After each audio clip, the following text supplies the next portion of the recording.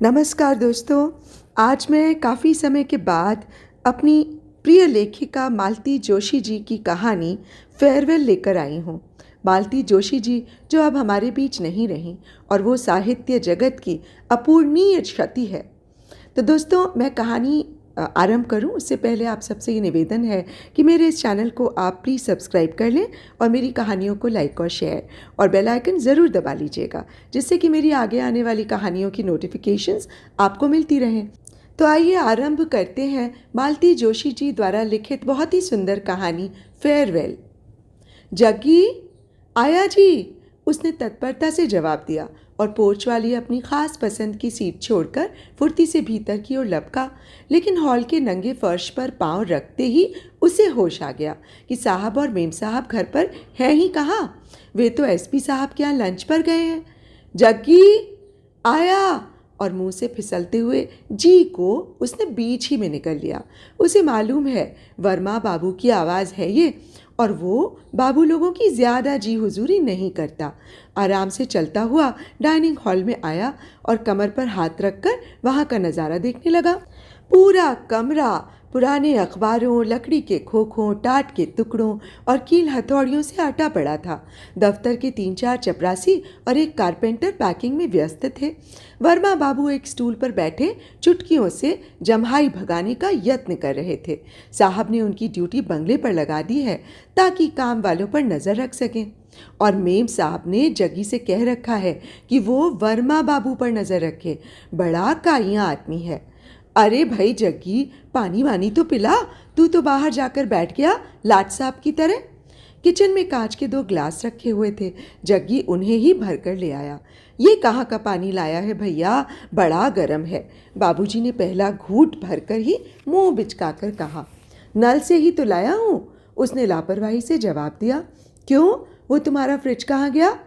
Pack नहीं हो गया कल? अरे हाँ, भूल ही गया था। लेकिन भाई एक घड़ा बड़ा रखा करो, साहब लोग क्या यही पानी पीते हैं? जग्गी चुप रहा। उसने ये बतलाना ज़रूरी नहीं समझा कि मेम साहब के कमरे में एक सुराही है और एक बड़ा सा आइस बॉक्स भी।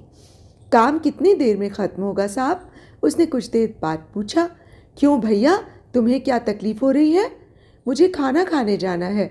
मज़े हैं गुरु तुम्हारे, साहब लोगों के साथ खूब दावतें खा रहे हो। बाबूजी घड़ी देखना, कारपेंटर ने कहा। 12:15। तो मैं चलता हूँ, 2:30 बजे फिर आऊँगा। ठीक है, मैं भी आध पौन घंटे में घर तक हो आता हूँ। तब तक तुम लोग ये सब समेट कर रख देना। और कारपेंटर के पीछे पीछे वर्मा बाबू की साइकिल भी फाटक से बाहर निकल गई और फिर एक एक करके सभी खिसकने लगे। भूख सभी को लगी थी और यहाँ तो पानी तक का इंतज़ाम नहीं था। राम भरोसे बतला रहा था कि जब शरण साहब के यहाँ पैकिंग हुई थी तब 2-3 दर्जन ठंडी बोतलें रोज़ आती थीं। ज्ञानी साहब ने तो रोज़ सुबह शाम चाय समोसे की व्यवस्था कर दी थी। नसीम साहब के ज़माने में। उनकी बातें सुन सुनकर जग्गी बेचैन होता जा रहा था।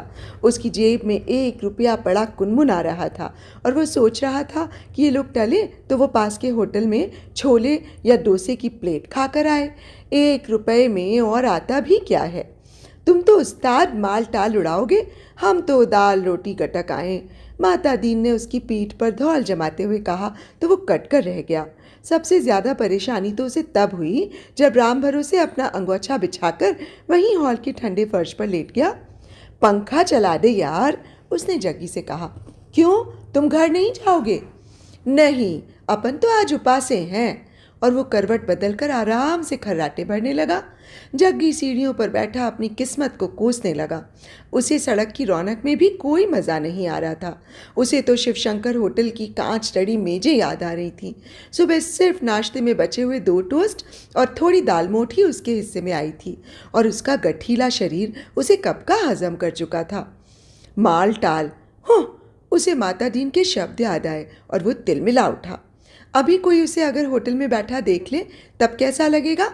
4-8 आने की चीज़ खाने से तो पेट नहीं भरता, लेकिन कम से कम वहाँ इज्जत तो मिलती है। साहब लोगों की दावतों से तो वो अच्छी ही है। उसे परसों रात वाली बात याद आई। साहब लोग चोपड़ा साहब के यहाँ डिनर लेकर लौटे थे। मेम साहब ने लौटते ही बताया, तुझे मिसेस चोपड़ा ने खाने के लिए बुलाया है। जग्गी एकदम खुश हो गया। खाने के नाम से नहीं, बल्कि उसे इस बात की खुशी थी कि चोपड़ा मेम साहब उसे भूली नहीं, वरना साहब की तो रोज़ दावतें होती हैं। किसने उसे बुलाया? ज़रा ढंग से तैयार होकर वो चोपड़ा साहब के बंगले तक पहुंचा। तब 10 बज चुके थे। उसने डरते डरते घंटी बजाई। बड़ी देर बाद खुद साहब ने ही दरवाज़ा खोला। क्या है? उन्होंने रूखी आवाज़ में पूछा। अब वो अपने मुंह से क्या कहे, सहमे से स्वर में इतना ही कह पाया, मेम साहब ने बुलाया था। उसके लिए दरवाज़ा छोड़कर जब साहब भीतर चले गए तब वो धीरे से अंदर आ गया। वो मिस्टर विश्वास का नौकर आया है, तुमने बुलाया था? भीतर से आवाज़ें आ रही थी। अरे मैंने काहे को बुलाया?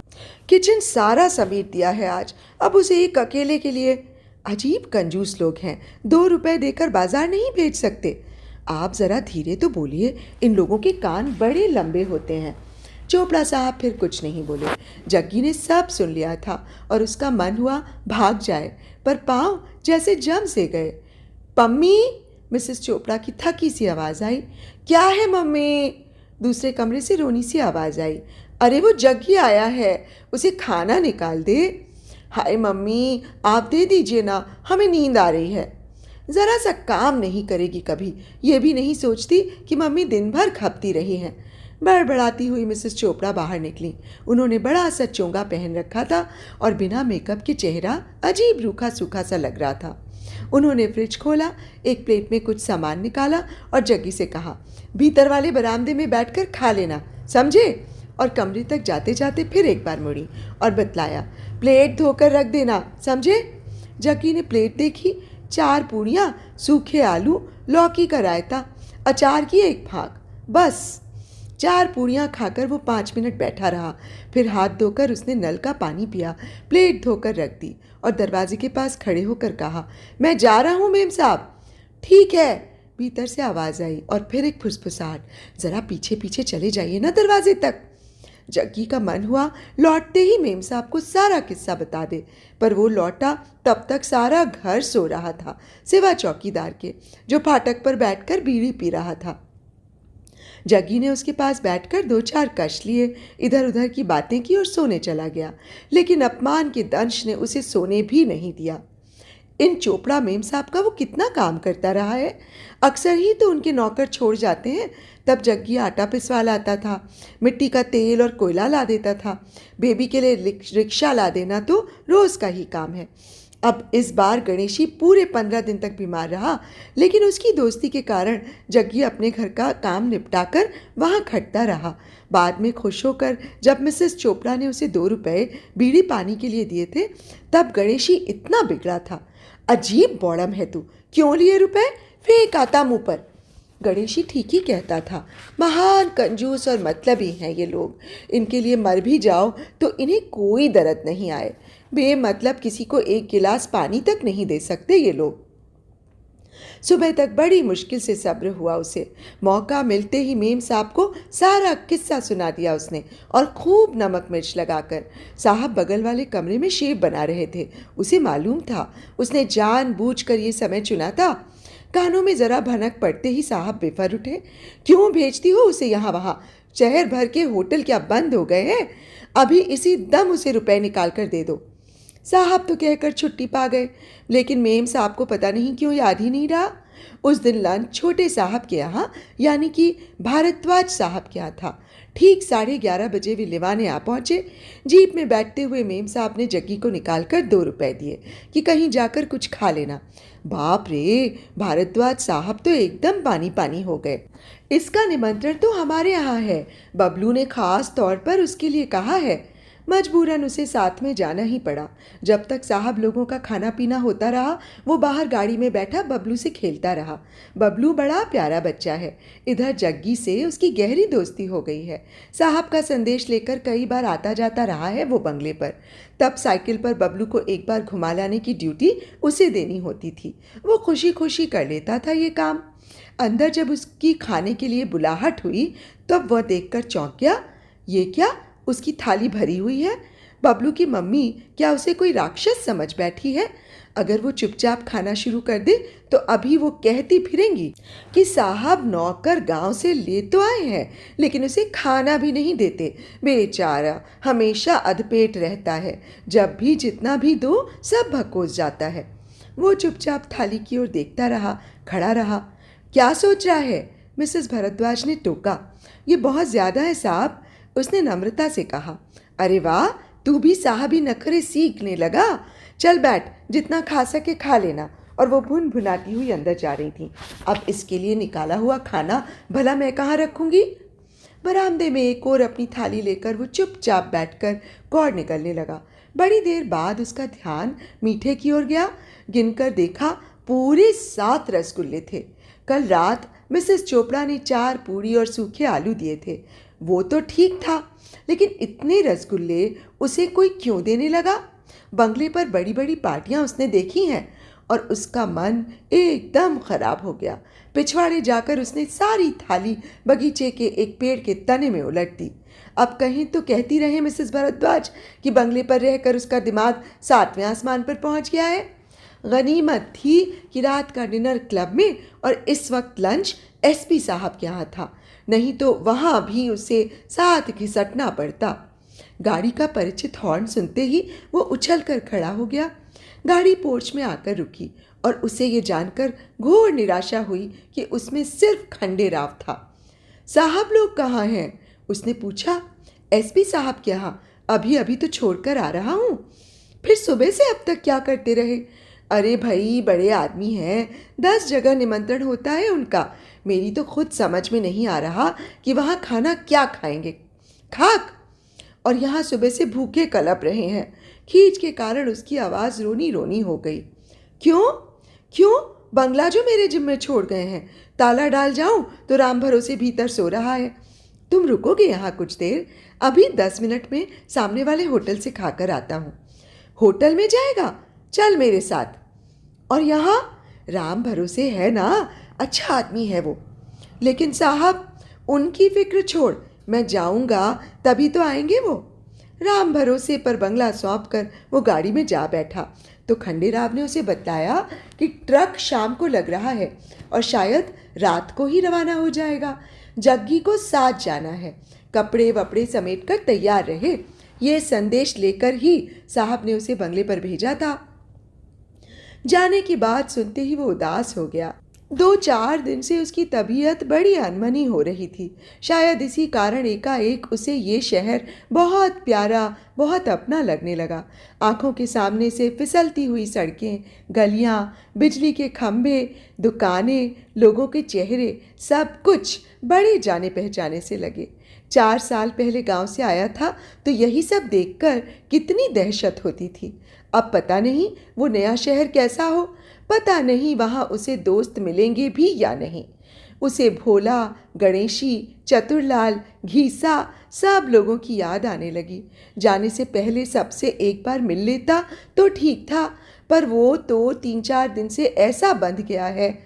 और उसे सहसा साहब पर गुस्सा आने लगा। एकदम कह दिया, शाम को ट्रक के साथ जाना है। क्यों? मिलने वाले सिर्फ आपके ही हैं, हमारा कोई नहीं। गाड़ी एकाएक रुकी तो उसने खिड़की से बाहर मुंह निकाल कर देखा। बाप रे, ये कहाँ ले आया खंडेराव? इस होटल में तो घुसते भी डर लगता है। चल, एक एक कप चाय पियेंगे। वो चुपचाप उसके पीछे उतर पड़ा। कांच वाले दरवाजे को भीतर ठेलकर अंदर पांव रखा तो उसे लगा इस अंधेरे में वो खो जाएगा। थोड़ी देर बाद रोशनी कुछ साफ हुई और वो खंडेराव की बगल में जाकर बैठ गया। 2 चाय, 2 समोसे, खंडेराव ने ऑर्डर दिया और जग्गी मन ही मन हिसाब करने लगा। उसे अपने कंगलेपन पर बड़ी खींच हो आई। उसने मन ही मन निश्चय कर लिया कि इस बार वो मेम साहब से कहेगा पूरी की पूरी तनख्वाह घर न भेजा करें, जेब खर्च के लिए कुछ तो पास होना चाहिए। क्या खाना और कपड़ा ही सब कुछ होता है? दोस्तों को एक बीड़ी, एक चाय तक नहीं पिला सकता वो। चल जल्दी से चाय पी, फिर चलेंगे। घर? हाँ, खाना खाने। उसे अजीब सा संकोच हुआ। एक तो होटल का बिल भी उसने दिया और अब खाना भी। आखिर इस आदमी के साथ मेरा रिश्ता ही क्या है? हाँ, इसकी चमचागिरी ज़रूर की है, फ्रिज का ठंडा पानी पिलाया है। जब जब भी चाय देने का मौका आया उसे खूब खौलाकर कड़क बनाकर दी है। गोल टेबल से एक आध सिगरेट भी कभी कभार उठाकर खंडेराव को दी है, और वो सब इसलिए कि गाड़ी चलाना सीख जाऊं। ड्राइवर बनकर गाड़ी में बैठने का रोब ही कुछ और है। खंडेराव के घर जग्गी कई बार हो आया था। अक्सर वक्त बेवक्त साहब को उसकी ज़रूरत पड़ जाती, लेकिन आज की बात एकदम दूसरी थी। खंडेराव ने जाते ही बीवी से कहा था, सुमन, ये हमारा दोस्त जा रहा है आज, झटपट बढ़िया सा खाना बनाओ, फिर 3 बजे बंगले पर भी पहुंचना है। खंडेराव की बीवी मुस्कुरा दी। उसने चुपके से वो झोला उठा लिया जो खंडेराव साथ लाया था। रास्ते में रुककर उसने 2-4 चीज़ें खरीदी थीं, लेकिन तब जग्गी ने उस पर कोई ध्यान नहीं दिया। एक ही दिन में कितने पैसे फूंक डाले इसने मेरे लिए, वो सोच सोच कर परेशान होता रहा। अंदर वाले कमरे से रसोई घर की भीनी भीनी महक उठती रही, और वो बाहर बैठा खंडेराव से उसके बच्चों से बतियाता रहा। 4 साल की उषा ने उसे मैके चली जाऊंगी वाला नाच नाच कर दिखाया। 2 साल का गोल मटोल पप्पू बहन की नकल उतारता हुआ मटकता रहा। समय कैसे बीत गया पता ही नहीं चला। भीतर से बुलावा आया, तब उसने भी खंडेराव की तरह हाथ पांव धोए और पप्पू को लेकर रसोई में पांव रखा। लंबी सी दरी बिछी हुई थी और 2 बड़ी सी पीतल की चमचमाती थालियों में खाना लगा था। रंगोली की एक बेल सी दोनों थालियों की चारों ओर थी। बैठो, खंडेराव ने कहा, और वो अभिभूत सा बैठ गया। मीठे चावल, आलू बैगन की सब्जी, खीरे का रायता और लहसुन की चटनी। खंडेराव की बीवी गरम गरम फुलके उतार रही थी। आपने ये इतना सब? वो कुछ कहना चाहता था, पर कोई अच्छी सी बात याद ही नहीं आई। इतना सब क्या है, थोड़ी सी देर में जो बन सका बना लिया। उषा के पापा की तो यही आदत है, पहले से कभी कुछ बताएंगे नहीं, उषा की मम्मी ने कहा। उसका मुस्कुराता चेहरा सिगड़ी की आंच में तप कर तांबई हो गया था। वो चुपचाप खाता रहा। थोड़ी देर बाद खंडेराव ने कहा, तेरी भाभी क्या कह रही है सुना? भाभी?